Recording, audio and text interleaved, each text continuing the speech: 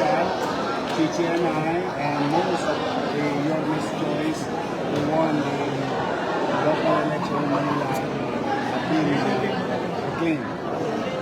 So let me take this opportunity na magpasalamat ulit at walang hanggang pasasalamat sa aking mga minamahal na lolo at lola. I love you. Mga nanay at tatay natin na senior citizen at siyempre yung ating mga batang Manila for the overwhelming support. And I hope this is just a start of our journey together, the people and the government works hand in hand to have a better city of London. Samahan niyo po kami. Umpisa pa lang po ito. For the meantime, in the next few days, Chichi and I and the newly elected members of the City Council will meet in preparation of plans that we promise to our people. So, yun. Second, 26 hours. Baliwala yung hintay namin 26 hours. 3 years na din tayo. Ang taong bayan. So yung paghintay namin 26 hours, mali pa bagay. But when I said start, we should start healing ourselves. Simply because maraming mga masasakit na salita na naibato sa aming mga leader, sa amin, ni Chichi, ako, and all other things. But again and again, I just wanted to lead the city with no hatred among each other. I think we should come up with any way of art of random kindness sa ating isang sa isa't isa. Mas gusto ko yung bati-bati na lang tayo. At the end of the day, tayo rin naman mga batang Maynila makikita sa kanya. And those people who comes in and out of the city. So, we have an obligation to do in coming 6 weeks. We will prepare and I think we need to do what we have to do for the people of the Manila. So that's why we start from healing. Bati-bati na tayo. Ako, okay na ako. Nasaktan kami, don't get me wrong. Emotionally, psychologically, we were hurt. But the people overwhelmingly spoke. That we respect, and I think that's good enough vindication for Chichi and I and the entire group. So we are very grateful about it, and we start moving on, and we move forward. And hopefully, with the help of our people, we move fast to recover. Babalik ang kalibalasan, kalinisan, peace and order sa condition of the city, kapalakaran ng pamamahay. And Chichi, leading the City Council, presiding over the session, will come up with her idea with regard to how to deliver the livelihood program that she promised to the city, and we will have.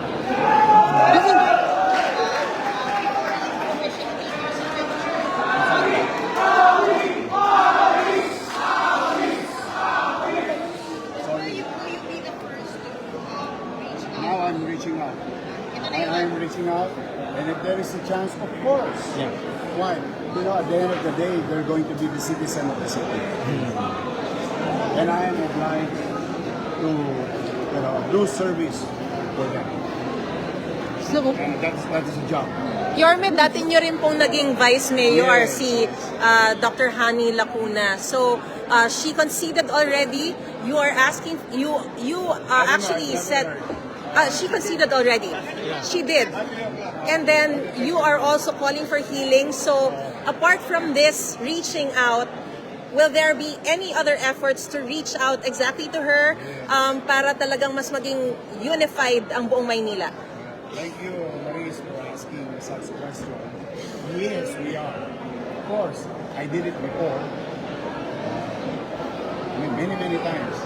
Even with the former President Joseph Vera Estrada, even to the point, Mayor Lim. In fact, not only that we reach out, may tinanong pa nga ako kay Mayor Lim noon, paano mariresolve yung case and order. Humingi pa ako ng tip. But in this case, of course, we will do so if we were allowed to be there. Anytime ako, alam mo, marami na akong baldog sa buhay. Marami na akong nakakokong sa paa dahil sa pagkakadapa sa buhay. Maraming tapanan, maraming stumbling blocks. But at the end of the day, I think we should continue to value pagpapalaga sa nakaraan. At pagpapalaga, hindi pa pagpapalaga sa atin. Yes, I will. Ano ang pakiramdam na magbabalik kayo sa Maynila bilang mayor? Excited, but I know it's gonna be challenging because it's like doing it again. Parang back to zero. But to the people who are watching, at sa ating mga kababayan, kung manatag kayo, I'll do my best. So your mayor, Bring back certainty, order, and in our city. you're expecting smooth transition. I am. Well, that's what I did in the past. I mean, and even my predecessor, that's what they did. I think that's the norms. That's the normal way to do it, so that we can move on. Kasi, this is not about us anymore. It's It's about about the people. So, if we really love our people, that we owe to serve, I think that's the only way to start and begin the journey of the city of Manila and the people who live in the city. Mayor, Oo nga. Oo, thank you mga taga-Tondo ha. Nirequest ko lang manalo eh. Ginawa niyo pang number. I'm really grateful and happy for him. And I told him, naku anak, yari ka. They say talagang now you're given a chance. You have to prove yourself. Following your footsteps. Well, I hope. Kasi sabi ko sa kanya, anak, basta matuturuan kita kung paano magpapalagay. Pero hindi ko kayang ituro sa iyo kung paano magmalasakit sa tao. Because it is you within. as a person. In you. Innate. Ay, ano naman. Away niyo eh. Ano siya, ano ang puso rin niya eh. Baba. Madali siyang matap sa sitwasyon ng tao. And I'm happy because that's a good start. Kasi if you're sympathetic and empathic sa katayuan ng tao, that's a good start of governance. Kasi lagi yan nahabulin ka at the back of your mind. What is your purpose being in public? So I'm excited and happy for you. Congratulations, Joaquin. Mayor, unang lilinisin sa Maynila sa ngayon. Ayun, Loreto, Alan, kanto mo, kanto nila, lahat ng kanto rito sa Maynila, kanto talaga.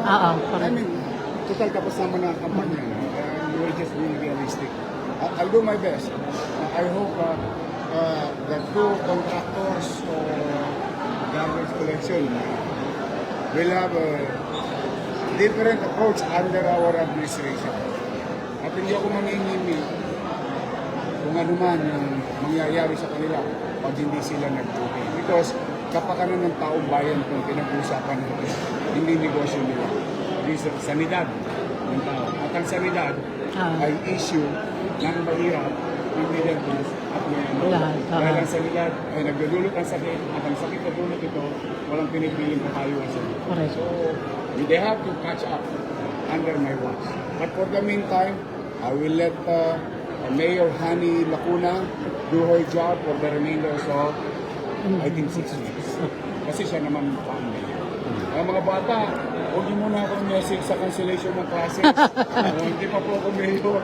Mayor elect pa lang ako. Kasi marami ako na-receive na yung tawag dito, Yorme, may pasok pa bukas. Hello mga estudyante, mag-ingat kayo. I love you. I'll see you soon. Kay Vice Mayor Chi, Vice, ina-expect mo ba na ganun kalaki yung makukuha mo number? The only thing that I had in my mind is to bring back hope in people's lives. I didn't even think of ending. Hindi ko inisip kung ano importante ko kasi sa akin. So, paano nandun at hawak ko ang broken sense of love at napaalala ko para sa Sinigolga. So, in terms of yung tanong mo, to answer that, to be honest, I did not expect anything. And I was just happy. It's a journey po sa kanya. And I'm happy because nakikita ko yung kahit paano nabubuhayan ng mga tao dun sa mga nasabi ko. And huwag sila magalala. Dahil kung ano mga pinako namin ni Yorme, gagawin namin yan.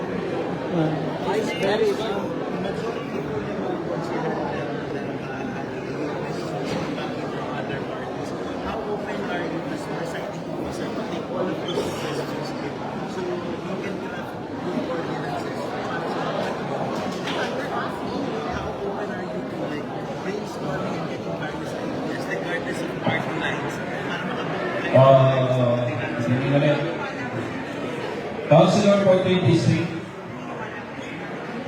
Dong Isi, Pamela Bugoso, Maria Atienza, Paul Sarkal, Karen Pasensya na kayo, pinagbigay ko. See you. Thank you. Okay, sir. Thank you. Thank you. Thank you.